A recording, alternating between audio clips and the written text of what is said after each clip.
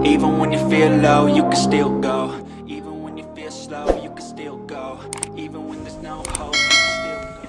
Hey guys, for this video ay gagawa ko ng parang calamansi juice na may pinakuloang luya tsaka honey.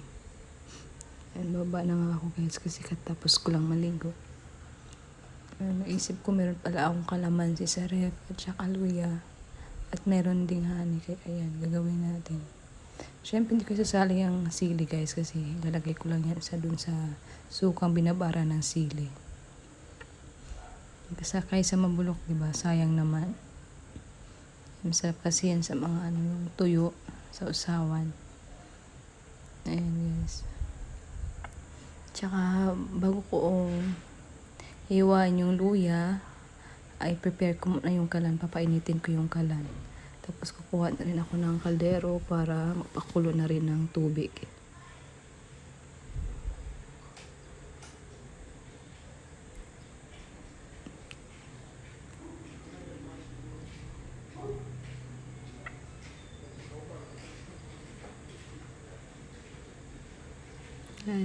Nilagyan ko na siya ng tubig guys. Yan, papakuluan ko na siya. Habang naghihintay na kumulo yung tubig, ayan, babalatan ko na yung luya. Ang tigas talaga niya balatan guys kasi nga isang linggo na yata itong mahigit sa rep. Kaya ayaw ko talaga bumili ng maraming luya guys kasi yan ang nangyayari.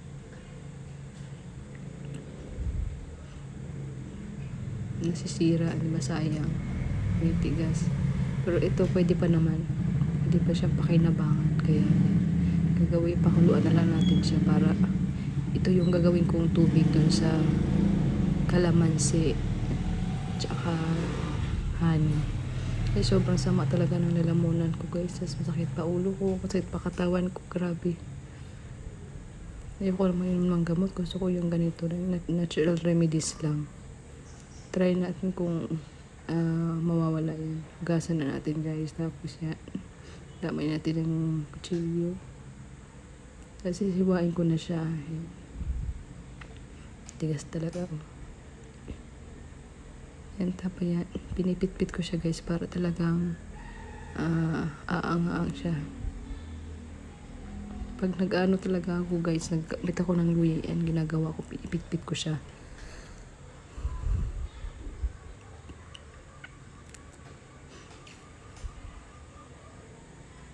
Ayan na siya lahat guys yan. Tapos ihalo ko na siya sa pakuluan ko na mainit na tubig. Yan, hindi pa siya nakulog pero okay lang yan.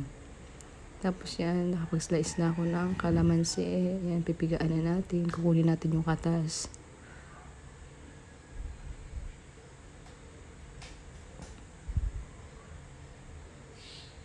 Medyo madami din talaga to guys. Ano ko na lang. Inubos ko na kasi medyo pangit na yung itsura niya. Parang pabulok na. Kaya bago siya mabulok, yan, pakinabangan muna natin. Kasi mahal pa naman ang kalamansi.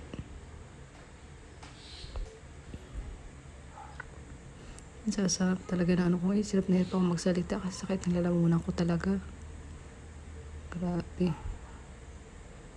Ayan, kailangan natin magpagaling kasi nga, di ba, may mga bata pa.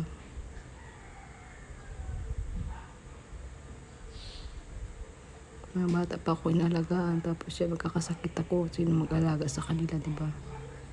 Ayan. Inaano ko yung katas ng strainer. Tapon na rin natin yan kasi wala nang pakinaabang yan. Ayan.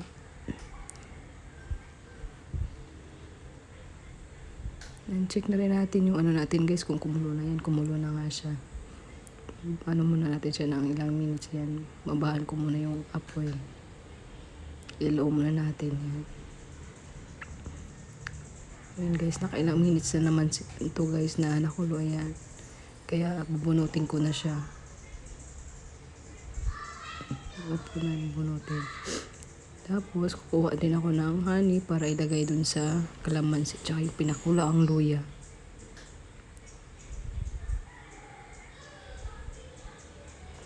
Sana may epekto to guys para di na ako iinom ng gamot.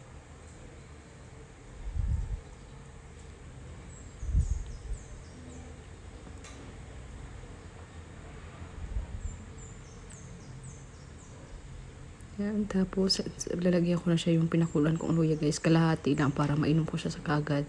Balik kalahati nito. Tapos lalagyan ko siya ng kalahating yung normal na tubig. Para hindi siya masyadong mainit yan. Maiinom ko na siya kagad. Yan, kalahati lang yan. Nalo-halo ko kasi may honey pa naman dyan. Pero madalis malusaw yung honey kasi nga mainit naman yung pinakuluang luya. Yan, tapos haluan ko na siya ng tubig.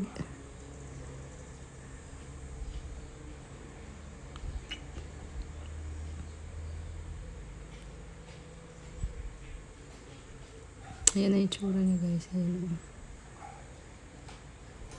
Yan, tapos dalhin ko na siya sa lamesa. Iinumin ko na siya guys. Para mabawas-bawasan talaga yung sakit ng lamunan ko. Ayan ko ba? Talaga ng pakiramdam ko ngayon. Pagising ko, yun na. Kaya ng umaga pa to guys. Nangilaw yung ano ko, pisngi ko. Alam mo yung unang ano, yung minsan kahit kumakain ka, yung unang kagat. Kasi hindi pa ako kumakain guys. Wala kasi akong gana. Ayan, tapos naisipan ko yung 5 past na pala ng ano, mag-alas 6 na rin ng gabi. Kaya pakainin ko yung mga anak ko kasi napakabagal pala kumain. Tapos kailangan nila pahinga ng maaga at may pasok pa bukas.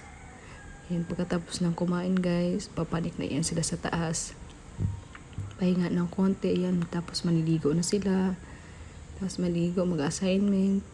Tapos matutulog, yan. Ayan, ang ulam nila guys, ayun. Sinigang na belly.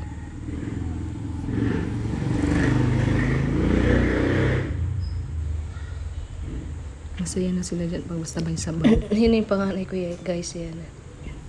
Kukuha na siya ng upuan para kakain. Nakita nila talaga ako kasi nag-prepare ng kanyan. Yan. Kusa na silang lumalapit. Yan. Hirap na hirap talaga ako magsalita guys kasi talaga ang sakit ng lalamunan ko. Grabe. Eh, yung ano naman, binuvoice over ko lang kasi sobrang ingay din ng mga bata. Hindi rin maintindihan kahit magsalita ako, kaya ginawa ko, binuvoice over ko lang kasi alam talaga hirap ako magsalita. Ayan na yung bunso ko guys, ayan, magsasalita pa yan.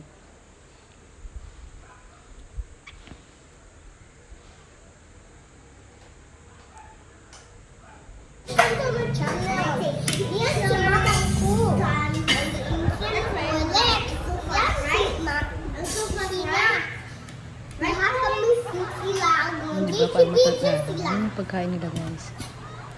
Tapos dagdagan ko pala ng honey yung ano ko. Kasi nga ano, hindi ko ramdam yung honey, yung asin lang. Dami kasing kalamansi, inubos ko. Tapos okay na, dagdagan ko siya ng 1 kalahating kutsara. Tapos dagdagan ko na rin siya yung pinakuluan kong luya kasi nga hindi siya masyadong mainit. Tapos yung tira niya guys, gagawin ko siyang tubig. Yan ang tubig ko ngayon.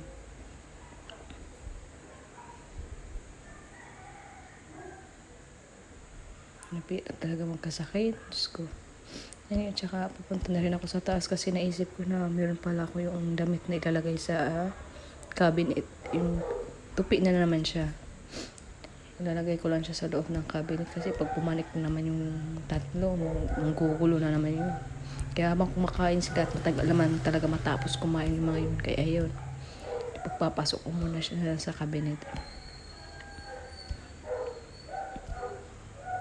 Yan, yung ilalagay ko guys, konti lang naman, bilis lang yan. Yan, naisipan ko, inumin ko muna siya kasi grabe. Sama talaga ng pakiramdam ko ngayon.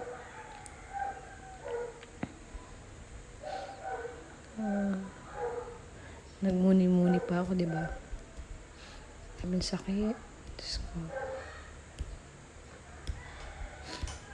Tsaka minimensahe ko na yung ulo ko guys kasi grabe talagang sakit, sobra talaga, hindi ko maintindihan yung ramdaman ko. Grabe. Ako pa naman pag nagkasakit matagal, pero matagal din mawala. Ayun ang kainisan ko eh. Matagal ako nagkakasakit, pero nga pag nagkasakit naman matagal na mawala. Yan ang mahirap.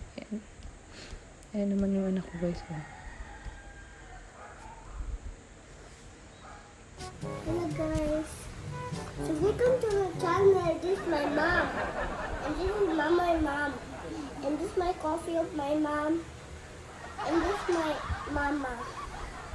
Hey guys, so my mom is worried that he's doing vlogs.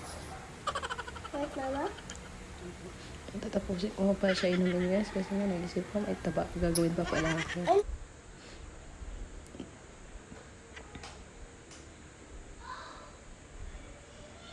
Sarap na talaga magpahinga pero yan may gagawin pa talaga ako guys. Kaya guys, thanks for watching guys. I love you so much. Bye bye.